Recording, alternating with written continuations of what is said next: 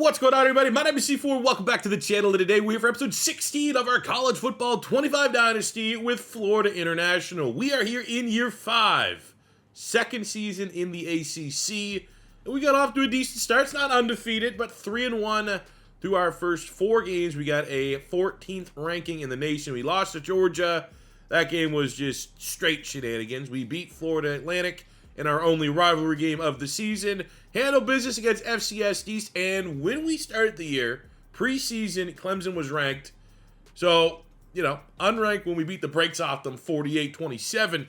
Still a very nice quality victory for the program, and I think maybe this is the first time that we've been ranked. We've been ranked before, but I think this is the first time that we feel kind of legit about where we are ranked and not being overvalued by the media like we were, when we made the college football playoff after winning and dominating in the CUSA. So today's episode, we got 4 games on the slate on the road at Western Kentucky against the Red Blob. We have ranked Virginia Tech. Hopefully they're still ranked when we play them, because that'll be nice for us, and they're potentially shooting up into the top 10. We got Syracuse and Virginia, so splitting 2 games on the road, 2 games at home, with all the confidence, especially after our showing against Clemson and the momentum we gained against Clemson, that we could be potentially looking at a 4-0 performance. Big story out of the first quarter of the season is George Hendershot. Originally was like our first gem 3-star quarterback that we landed way back in the CUSA. 2-year starter as a freshman and sophomore. Last year for his junior season, we benched him for Lenoris Sellers, who, if you know anything about the college football landscape right now in the SEC football, Lenoris Sellers and DJ Legway are like 2 of the hottest freshmen in all of college football. We're able to land Sellers in the transfer portal, steal him away from South Carolina. And he had a hell of an offseason last year where it was like almost undeniable. We had to go with Sellers as a senior as our starter. So Hendershot got maybe unjustly benched, but he is back this season. As a senior, we're leading a quarterback that we don't love. None of these quarterbacks, Sternberger was a 4-star gem. Adonijay was a 4-star gem. Tate was a 4-star gem, but none of them have great depth traits. None of them have great skill caps. None of them have perfect skill sets for how I want to run, how P.L. Mullins wants to run his offense. So we went back to Hendershot. We're like, oh yeah, okay, I guess, you were good for us at a point in time. How good are you going to be this season? Again, skill capped out. 82 is as good as he'll ever be. Well, he's just got 15 touchdowns and 4 interceptions.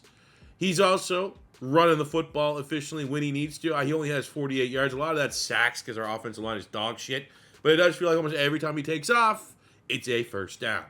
We got Nico Martini averaging over 100 yards a game, looking to finish this season off as the best running back in college football. Last year, he was the front runner for running back of the year.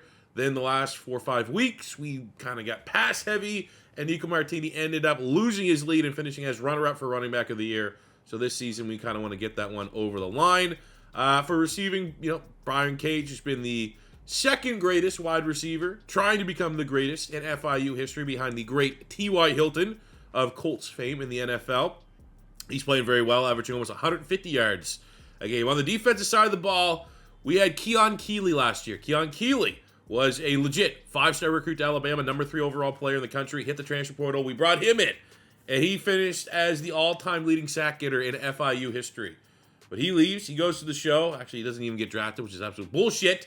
We needed someone else to step up. We took Eric Spriggs, a 5'11", 230-pound off-ball linebacker with a skill set to potentially be a niche pass rusher, and through 3 games against big-time teams, that's where I don't think he got any sacks against FCS. He got 3 sacks against Georgia in the L, 2 sacks against Clemson. He is one of the most underrated pass rushers in the nation, so we're very lucky to have him. The big story from last episode, on top of beating Clemson, was we get the first 5-star recruit in school history, Mateo De La Rosa.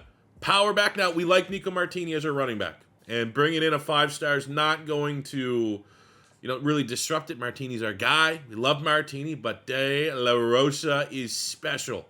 Top 30 player, number 28 in the nation, almost 240 pounds with 93 speed, 90 acceleration. And sometimes when you get backs like this, they have really, really low agility. Like, these are guys that are just going to feel like they're stuck in the mud if you try to run them on the outside. 85 agility. It's not S tier. He's not going to have any crazy abilities just yet. But if we get a decent skill cap there and he can have the speed and the agility while also bringing the power of a 240-pounder, Like, I think sky's the limit for De La Rosa. We got Ezeki, who's going to be a hybrid. I think we're going to move him to tight end, 6'4", 220, with 95 speed, 93 acceleration, 89 jumping, big-time player. Fayyad, the 6'3", wide receiver with 97 speed, 95 agility, just ridiculous skill set. And then we got Gooden, the 4-star gem at pass rush. He was our top defensive prospect. And on the follow that way, I mean, we're still trying to round out, get some 4-stars here. We had a couple players here late. Herbig, Alcantara, and Krumholtz, who are kind of just adding on to the second wave of recruiting. Krumholtz, a gem pass rusher. I'm looking at a guy that's going to be a D tackle for us. 6'3", 300 pounds, 81 power, 87 strength, 85 acceleration, 81 speed. This guy got, you know, one of those players, I think his rating will shoot up if you kick him inside the D tackle. Now, we're not on his top 10 yet. Hopefully that will change because there's not a lot of big schools ahead of us, but we need to make a lot of ground here this week. So all in all, feel real good about the recruiting board. Got our first 5-star. Hopefully we can clean that board up a little bit and get a couple more guys signed on the dotted line here in this episode. But I think first things first, go handle business against Western Kentucky and get this thing started, hopefully with another win ahead of a ranked matchup next week against Virginia Tech. 3rd and 50. I don't know. This might be... Fringe, go for it. 50-yarder. I don't hate the idea you're going for. We're on the road. Don't want to let the crowd get into it. I think this could be a potential backbreaker for him. Get Cage on the outside. Get him on the cut. Look at that. Oh, no. That is... He's a 90 overall player. That is inexcusable drop on 4th down. Oh, good throw. Good grab over the middle. Bethel top. Let's go.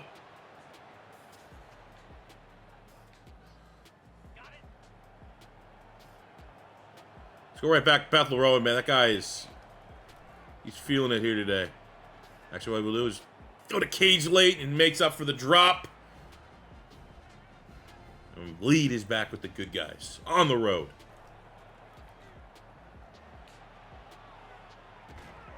Oh, he caught it!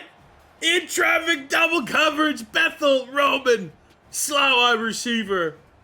Let it know it's bedtime. Western Kentucky, this is insurmountable lead potentially. The way our defense is playing. What a grab. What a ball from Hendershot. Look at this. Had time to throw. Comes out a little wobbly. Thought that safety on. At least he was going to get a PB. Look at that, man. Strong mix. Okay, he's back in. Okay, it's good. Stinger. Give him some smelling salts. Oh my God, wide open. Honestly, you got to finish that, kid. Let's go. Yeah, Wesky defense. You know, we're not in the CUSA anymore.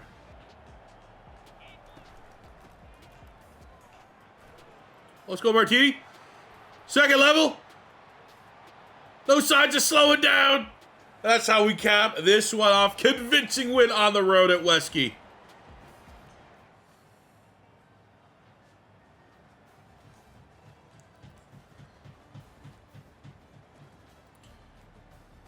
And breaking down, Hendershot was outstanding, almost 350 yards, 3 touchdowns, no picks. $127 and a tud for Martini. Jacob Simpson, the tight end, that might be his best game in an FIU uniform. Spread the ball around to all the wideouts. And defenses, Spriggs continue it. Yep, there's another 2 sacks, up to 9 on the year. And we get a White Lightning to commit here. Slade Batonio, the 4-star corner. And look at that, man. We're competitive now. We got Grumholtz out of nowhere. Now he's number 2 school. Love to see that. Damn. Fortunately, Virginia Tech lost, so they couldn't hold up their end of the bargain of making this a head-to-head ranked matchup. But, you know, they're going to be looking to bounce back. Let's handle business as we are now a top 10 team in the nation. Ooh. Ooh, too much speed.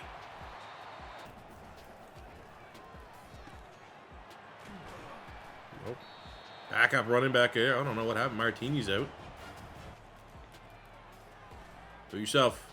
Yeah, there we go. 3rd rushing touchdown on the season for Hendershot. Reminding Virginia Tech. I mean, honestly, Heisman pose, he's probably in the discussion. Damn. Oh. Getting power slammed to the mat there, Jeremy Wells. Brings up 3rd and long. Field goal range. But it's been a minute since we feel like we've had to settle. Oh, no. Come back to it. Wide receiver let us down there. He goes back. That's a touchdown. Not on the same page. Damn it, man. Ready to attack their defense. Stepping up. Oh, we got him. Quick grab. Oh, don't jump that. Oh, kidding me? Come on.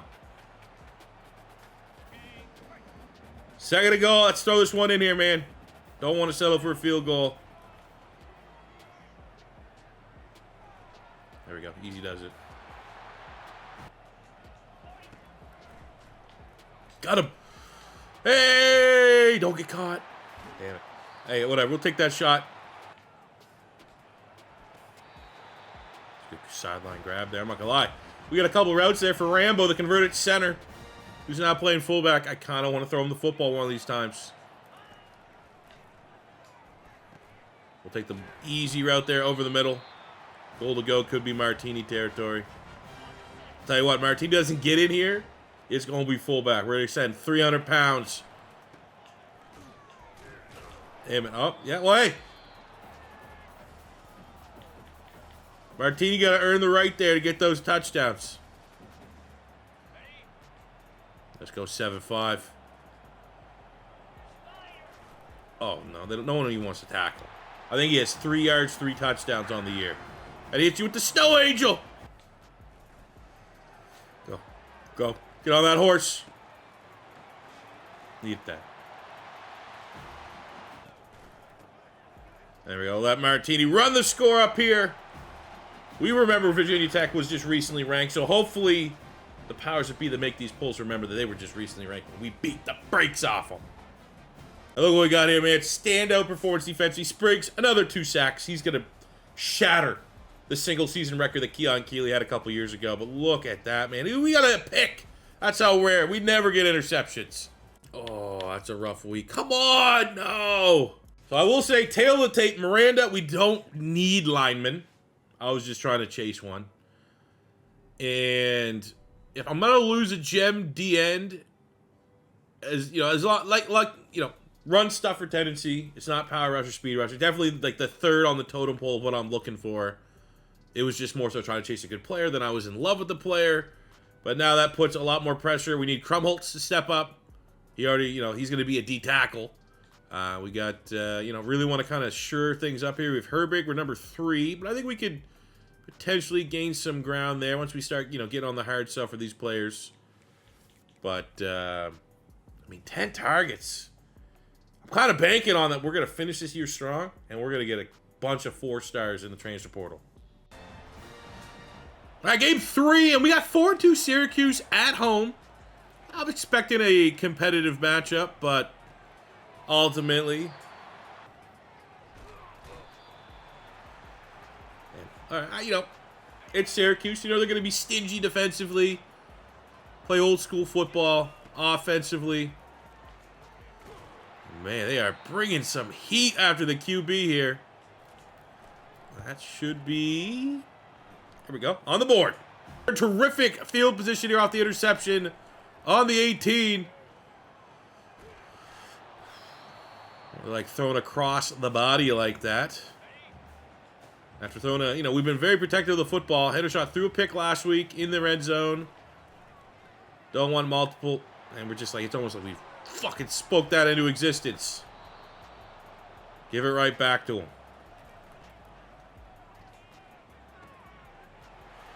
Oh, Simpson, the tight end. Man, he has come on this episode. Pause. Now we'll bring in the big unit. There we go. I mean, Martini now, he's going to be fighting for those extra yards. He doesn't want to be losing his tuds.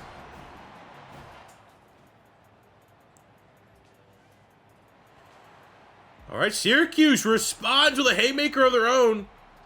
Touchdown. Okay. Oh. Make a miss. Just need to break one set of ankles, and that would have been pay dirt. Oh. Give him credit right there. That's a hell of a pick. First time all year we've thrown 2 picks with Hendershot. Oh my fucking God, dude. Syracuse is better DBs than I have wide receivers at playing wide receiver. Terribly, but we open up the second half still with a 3-point lead.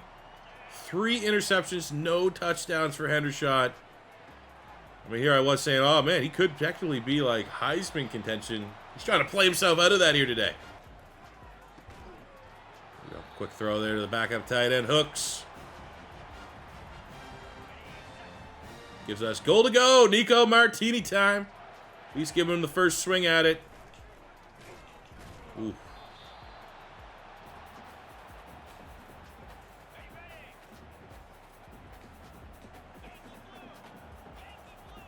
Call an audible here. Maybe we can get him on a slant.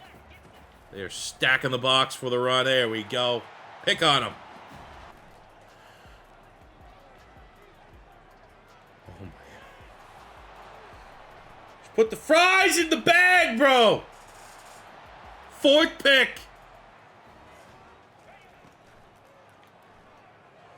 Oh, here we go. We got something here. Boom.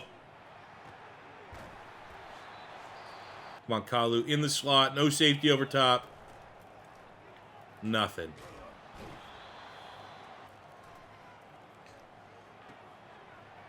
Okay, I mean, this is where, hey, we haven't had a whole lot of adversity. It's been, we played Georgia, and then since then, we've been the hammer. And every now and again, when you're the hammer, you just fucking smash your thumb. And it's not always going to be pretty.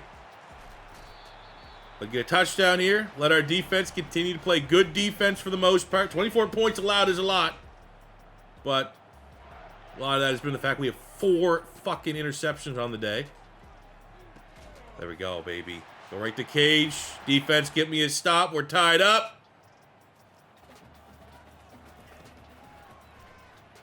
Got him, boom. A little bit of a legal pick play. Need that to get out of the back of our end zone. Tight end, middle of the field. Good separation on the linebacker. Look at that. We're almost... Could attempt a field goal here. Oh, why? Just there's... I don't even know if they're letting us score at this point. I mean, we got to bring in the big ticket here. Come on. Put this one away, Rambo. Best fullback in the nation. Oh, hit him with it. I'd like to see Rambo do that. Put him at the top of that pyramid.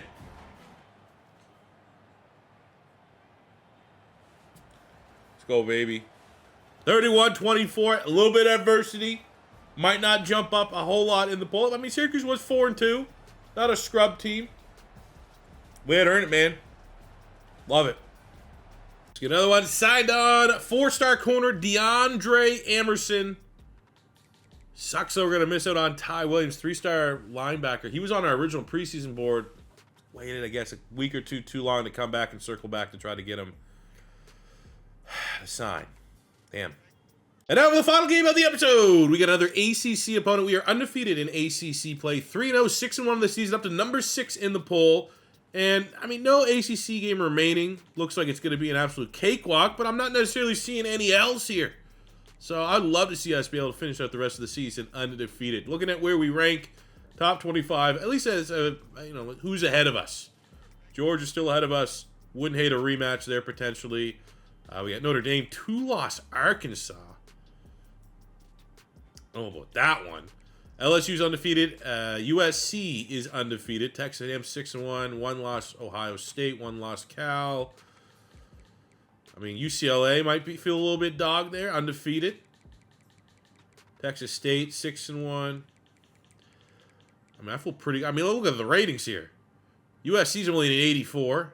LSU's only an 86. Georgia's the big dog there. But, I mean, our 89 overall team matches up with really any of the top premier programs in the country. Get in there. Get in there. Fight for it. I think that's touchdown number 10 for Bethel Roman.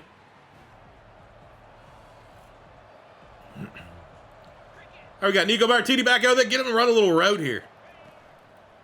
A little razzle-dazzle. Opens things up. for the tight end just to be uncovered and waltz in for a tud.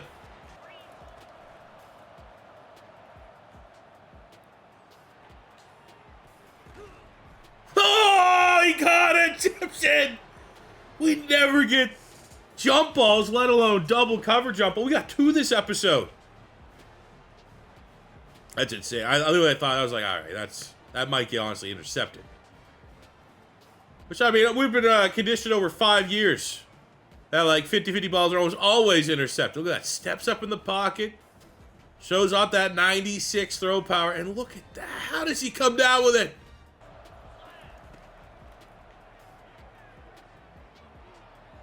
Go, go, go, go, go, go. Just enough speed. 5th rushing touchdown on the year for the QB. Got 4 touchdowns, no turnovers today. Great bounce back from last week. Do yourself again. 5 touchdowns and counting. Run it up. We got the backups in. Adonijay, first career pass is a touchdown. Okay. See what the backups can do. Now, I'd hate to say this. Because Henderson's our starter, but Adonijay has a much better, much smoother throwing motion. Needs to be said, man. On these slants, that ball's coming out quick. And, I mean, Adonijay might not be, like, stylistically my favorite type of quarterback. I mean, I think I can work with that. Throwing motion. Can't teach that. Oh, man, he can throw a nice little high point ball as well.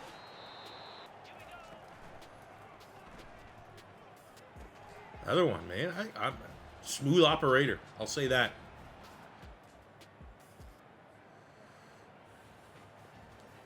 Actually, kind of funny. Can a backup quarterback comes in garbage duty get player of the game? Because I think we had like 2 incompletions, 3 touchdowns for Adonijay. And I hope we didn't just like weirdly, there we go, give it to Henderson. Weirdly manufacture a quarterback controversy. Outstanding performance. 4-0 in the episode. Almost lost, but almost don't count. So that way the episode is the number 7 team in the nation. 7-1 so far here in the regular season. Not a lot of movement here in the polls. Kind of stay firm, but the college football playoff ranking, top 10 in the media, are number 4. So it's just about continuing to prove them wrong and bring that balance up just a little bit. Look, no top dog undefeated teams anymore, though. Georgia with an L, Notre Dame with an L. UCLA still up there. They're hoping for a better poll, but start with 1 loss, finish with 1 loss on the episode. That's all we had to do. Some good performances, some bad performances, a little bit in between. But ultimately, man, we will be back before too long to close out the remainder of the regular season. Duke, Wake Forest, SMU, Boston College, and potentially an ACC championship game on the horizon.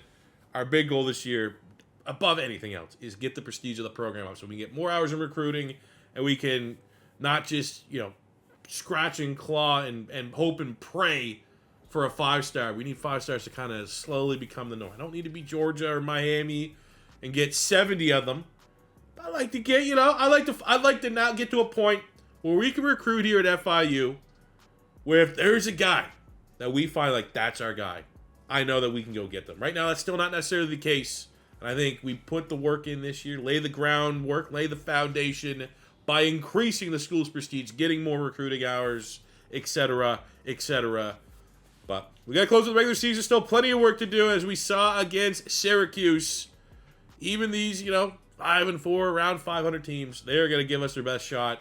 So we're going to be locked in and ready to go. But that'll wait for the next one. Thank you guys very much for watching today's video. As always, your first time stopping by, don't be afraid to hit that subscribe button, smash the like button if you enjoyed. Until next time, it's your boy C4. Say peace out, love ya. Have a good one.